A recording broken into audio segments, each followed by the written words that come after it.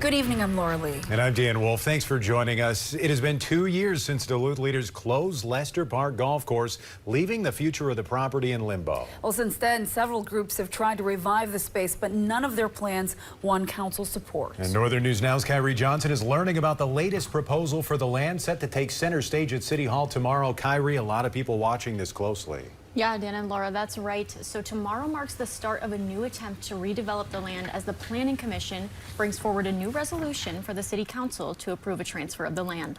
There's a lot of people with pent-up demand for, like, what are we going to do at Lester Park Golf Course? Because we've been waiting for years and years, and I hear them. City Councilor Eric Forsman has been working through the uncertainty of the golf course since 2018. Going through many potential new plans and options. The newest update to the property all revolves around a Planning Commission vote to recommend the transfer, happening tomorrow. That property needs to be transferred to the Duluth Economic Development Authority so that we can initiate a process around what sale and/or lease of the property could look like. A recent housing study in the area has shown that Duluth is in dire need of more residential spaces.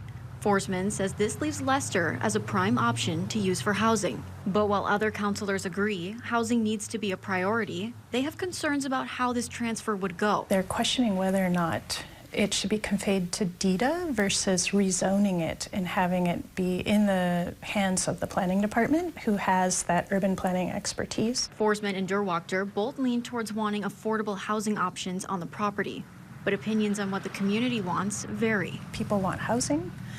They want open space, they want a community center, a gathering space that is much needed. Even if the commission approves the transfer to DEDA, there will be many more planning discussions to be had. We need Lester Park Golf Course to do more for our community, and I think that councilors understand this is a process by which we can start to have that conversation meaningfully.